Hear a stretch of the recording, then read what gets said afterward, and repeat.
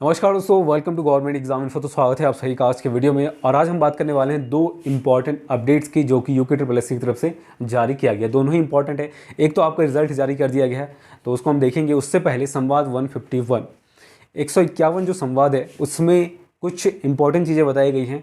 और ये जो इंपॉर्टेंट है वो है आपका असेंशियल क्वालिफिकेशन के रिगार्डिंग। आपको पता होगा कुछ दिनों पहले एक नोटिफिकेशन जारी किया गया था और वो नोटिफिकेशन है मानचित्रकार और प्रारूपकार का। इसके रिगार्डिंग कैंडिडेट्स में डाउट है कि जो एसेंशियल क्वालिफिकेशन है बेसिकली इसमें क्लैरिटी नहीं है कैंडिडेट्स के पास, ठीक है। यानी कि जो आपके एसेंशियल क्वालिफिकेशन है उसको लेकर अस्पष्टता है। एक्चुअली में समझ में नहीं आ रहा है, जो नोटिफिकेशन में कहा गया है उसमें अस्पष्टता है। इसी के संबंध में कैंडिडेट्स ने जानकारी मांगी आयोग से और उसके बाद ये संवाद जारी किया गया है। इसमें क्या कहा गया ध्यान से देखना, अगर आप इसके लिए अप्लाई करने की सोच रहे हैं या आप इससे रिलेटेड कैंडिडेट्स हैं।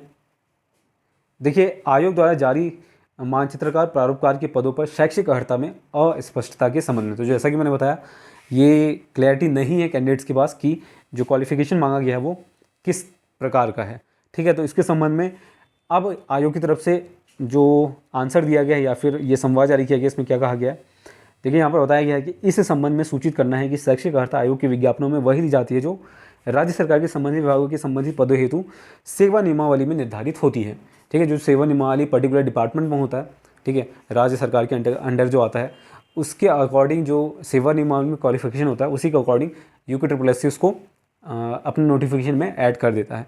इसकी सुस्पष्ट व्याख्या भी कई बार संभव नहीं होती है।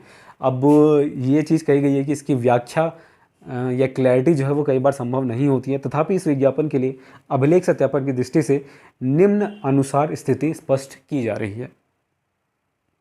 तो इस समय क्या क्या चीज़ें हैं देख लीजिए।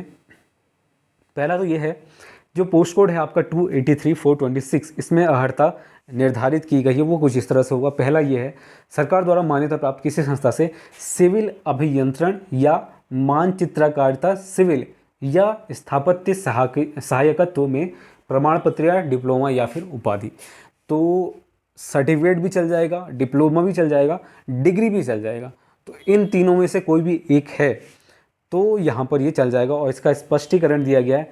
इसका अर्थ यह है कि राज्य सरकार अथवा केंद्र सरकार से मान्यता प्राप्त आईटीआई, पॉलिटेक्निक विश्वविद्यालय या अन्य संस्थान से, ठीक है, आईटीआई, पॉलिटेक्निक विश्वविद्यालय या अन्य संस्थान से सिविल अभियंता या चित्रकारिता, सिविल या फिर स्थापत्य सहायकत्व में प्रमाण पत्र, डिप्लोमा या कोई डिग्री होना आवश्यक है, ठीक। आप समझ गए होंगे, आईटीआई और पॉलिटेक्निक या फिर अन्य संस्थान से सिविल अभियंता या मानचित्रकारिता, सिविल या स्थापत्य सहायकत्व में ये होना चाहिए। दूसरा है आपका पोस्ट कोड है 283/901 से लेकर 938 तक। और इसकी जो अर्हता है वो इस तरह से दी गई है, केंद्र अथवा राज्य सरकार से मान्यता प्राप्त संस्थान से एक तो इंटरमीडिएट आपका उत्तीर्ण होना चाहिए, यानी कि सेंट्रल गवर्नमेंट वाले भी चल जाएंगे यहाँ पर। केंद्र अथवा राज्य सरकार से संबंधित ट्रेड में डिप्लोमा/आईटीआई प्रमाण पत्र, ये दो चीज़ें हैं। इस पद के लिए मान्यता प्राप्त संस्थान विश्वविद्यालय से इंटरमीडिएट उत्तीर्ण तथा मान्यता प्राप्त पॉलिटेक्निक, डिप्लोमा या आईटीआई प्रमाण पत्र होना आवश्यक है, ठीक। तो वही बात है कि आईटीआई या फिर पॉलिटेक्निक से आपका जो एक तो इंटरमीडिएट होना चाहिए, ठीक, जो केंद्र सरकार है या फिर जो आपका राज्य सरकार है वहाँ से, और दूसरा पॉलिटेक्निक या फिर आईटीआई का प्रमाण पत्र होना चाहिए आपका, डिप्लोमा या फिर डिग्री का, दोनों में से एक चल जाएगा। इसके बाद अगला जो है, माध्यमिक शिक्षा परिषद उत्तर प्रदेश उत्तराखंड से हाई स्कूल की परीक्षा या सरकार द्वारा उसके समकक्ष मान्यता प्राप्त कोई परीक्षा उत्तीर्ण कर ली हो एवं उत्तर प्रदेश या फिर उत्तराखंड राजकीय प्रावधिक शिक्षा परिषद के नक्सान 20 का प्रमाण पत्र या सरकार द्वारा उसके समकक्ष मान्यता प्राप्त कोई प्रमाण पत्र प्राप्त किया हो। इसका अर्थ क्या है, इसका मतलब यह है कि सरकार से मान्यता प्राप्त बोर्ड या परिषद से हाई स्कूल या उसके समकक्ष परीक्षा उत्तीर्ण एवं राज्य सरकार के प्रावधिक शिक्षा परिषद से नक्शा विनाश का प्रमाण पत्र या डिप्लोमा या उसके समकक्ष मान्यता प्राप्त कोई प्रमाण पत्र या डिप्लोमा, इसमें आईटीआई प्रमाण पत्र मान्य नहीं होगा। ये क्लियर कर लेना, पर्टिकुलर पॉइंट नंबर 3, प्रारूपकार पोस्ट कोड 388/622, ठीक। तो ये एक इम्पॉर्टेंट चीज़ था जिसके बारे में आपके साथ जानकारी शेयर करनी थी। तो एक बार इसको पढ़ भी लेना, एक बार जो भी आवेदन करना चाहते हैं इसके लिए। दूसरा अपडेट देखते हैं, रिजल्ट। अभी हम बात कर लेते हैं आपके रिजल्ट की। तो रिजल्ट की बात करें तो दो पोस्ट हैं जिसके रिजल्ट जारी किए गए हैं, अलग अलग मेरिट लिस्ट जारी किया गया है। और ये बेसिकली एक तो सेकंड मेरिट लिस्ट है और दूसरा आपका फोर्थ है।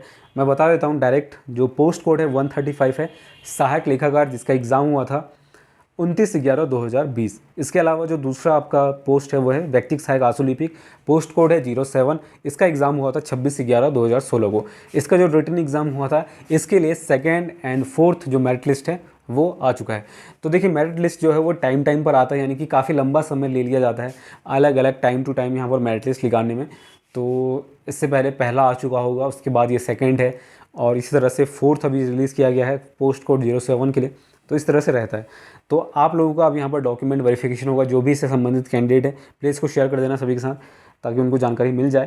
पहला तो सहायक लेखाकार पोस्ट कोड 135, इसका सेकंड मेरिट लिस्ट आ चुका है और नीचे इसके दिया भी गया है 6 सितंबर को आपका डॉक्यूमेंट वेरिफिकेशन होना है। इससे संबंधित जो भी कैंडिडेट है देख लेना। इसके अलावा सेकंड जो है आपका व्यक्तिक सहायक आशुलिपिक, पोस्ट कोड है 07, और ये फोर्थ मेरिट लिस्ट है इनके लिए, जो कि 2016 का है। तो काफ़ी समय लिया गया है इसके लिए, तो अभी तक इसका जो कंप्लीट है वो नहीं हो पाया है। ये भी आपका 6 सितंबर को होगा इसका डॉक्यूमेंट वेरिफिकेशन। ठीक, बाकी कैसे होता है डॉक्यूमेंट वेरिफिकेशन वो तो आपको पता ही होगा।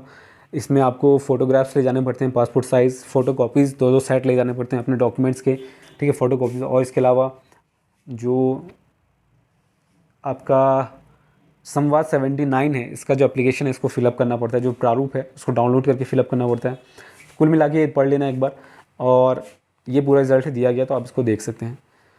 तो बस ये 2 इंपॉर्टेंट अपडेट हैं जो आपके यहाँ शेयर करना था, और प्लीज़ वीडियो को लाइक कर देना, चैनल को सब्सक्राइब कर लेना नहीं किया है तो, इसी तरह की सभी अपडेट्स के लिए और एग्ज़ाम के प्रिपरेशन के लिए। तो बस आज के लिए इतना ही, तब तक के लिए धन्यवाद। मिलते हैं आपसे अगले वीडियो में। Stay home, stay safe.